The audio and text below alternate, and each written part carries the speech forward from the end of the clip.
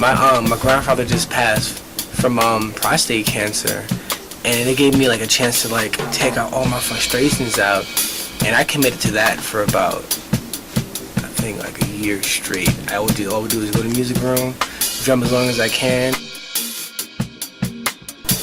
Well, you know what? Drumming is easy. Drumming is easy because anybody can play the drums.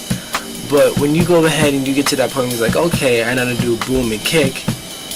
But how do you go ahead and embody like your spirit into the drums? How do you become that, like, you know, that's an extension of myself. If I can't go ahead and talk today and all I can use is drums as a form of communication, I'll be fine. I'll be perfectly articulate. I'll be the freaking Allen Ginsberg of freaking drumming.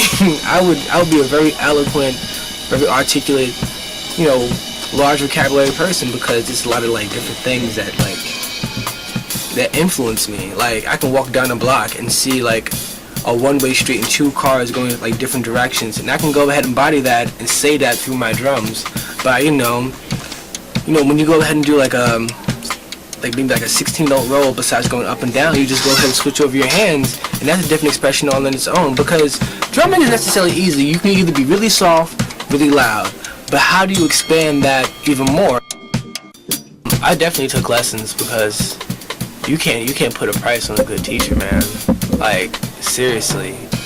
I studied with Mr. Gindin in music school. High school. And then I was really bad in high school, and they had to transfer me to a vocational school. Luckily enough, they had a music class, and luckily enough, the guy who was teaching in the class was a rocker for the Blue Oyster Cult, and he was like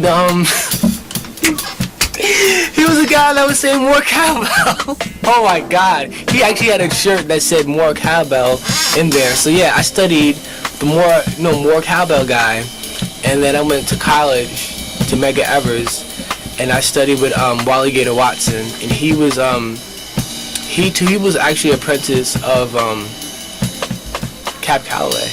Cab Calloway was an amazing drummer, and he studied under Cab Calloway, and he like gave me some lessons, and I think most of it was like I was self-taught.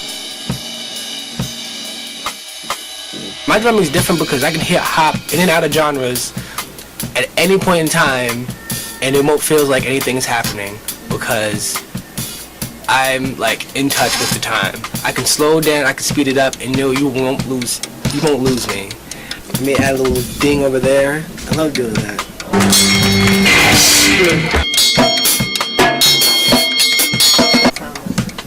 I'm a funny drummer.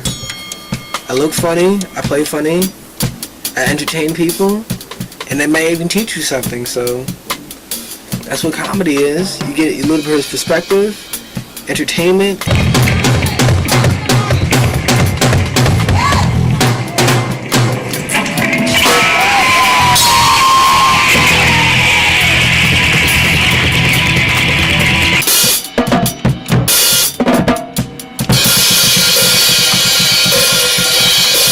And then you walk away with thinking about, I didn't think about things like that. You open up dialogue. That's what my drumming do. I never really like drum and see a person disappointed, like, oh my God, I even want to go ahead and go against you. They'd be like, wow, I learned something new. I want to try to do that on a drum, or like take an idea that I have for drumming and see like it's a different approach, more than like see how fast I can play, or like, oh yeah, I'm playing just like this guy or that guy. No, screw that. I love Tony Williams, but you know what? I'm gonna let Tony Williams be Tony Williams. I'm gonna be Compton Robinson, the best Compton Robinson I can be. And I played like Afro Punk, I played Brooklyn Festival, I played at Webster Hall twice, and like, there's nothing like having that good energy, even if you're playing for like 5 people. It's just like having that energy right, and knowing those people, they're like this intimate, and we are all in the same moment together, and we're just like, feeling, it's like a human connection when you're playing live. It's really dope. And seeing people dancing, they were just like, they had that at work. But you know what? They just feeling the music so much because you're feeling it and you're putting their energy up. It's just like, this transfer of energy, because energy shouldn't be like held together. That's what you do when you're mad. You just want to stay mad. I don't get that frustration out, but you know, you flow that energy out in the live performance, and you're like, I'm gonna get this drink, I'm gonna go ahead and dance with this random, and that's it. You know, you and your girls are going out. It's the energy. My own like mixtape. Yeah, I have my own mixtape. It's called. Well, I can only sell it out on like iTunes or like I can't put it out in Best Buy because it won't be allowed. It's yeah. It's like I'm the orchestrator and I write all the lyrics. So which can be really good or really bad because I do go to music school, but at the same point, it's me writing the music and I'm a very sarcastic man. So we have like songs like Mad Happy, which is like describing a relationship about a person that you really love, but that pisses you off at the same time. So that's called Mad Happy. Are you singing this or you rapping? I'm kind of singing it. Like it's like Muddy Waters singing something. Cause you know he knows he can't sing, but as long as he stay in his range, you won't gouge your eyes out. So yeah, that's pretty much what's gonna happen. I'm gonna sing and I might possibly rap if I feel it in my soul. But I'm not a rapper. Disclaimer. I would love to perform with Damn Funk. He's from the West Coast. He's like an amazing. Jesus, he's like an amazing like composer. He's not a composer. He's like a music producer, singer, songwriter. Amazing. I love Damn Funk. Like he's like kind of underground. So I think it would be Damn Funk, Flying Lotus, and I would have somebody singing like either CeeLo or Bilal, because those dudes are just crazy. Actually, CeeLo. I love CeeLo.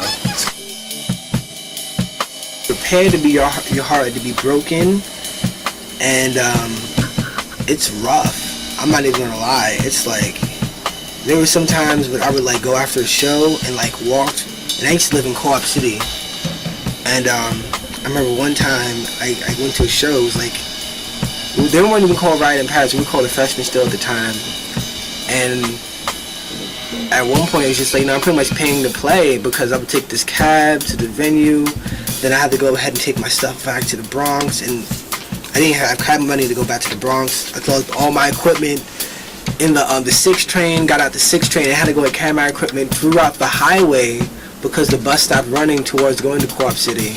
So I'm in a blizzard with all my hardware and like the cymbal bag and my snare bag, thinking to myself, you know what?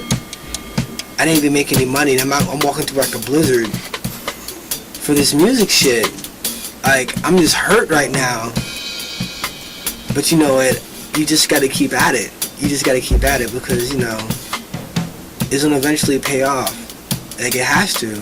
Because, like, you gotta be a master at something if you put like 1,000 hours into it at least.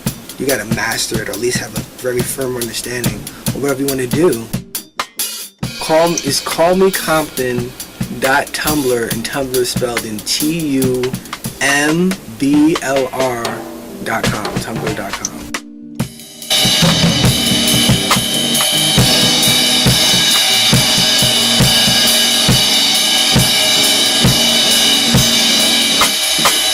Mm-hmm.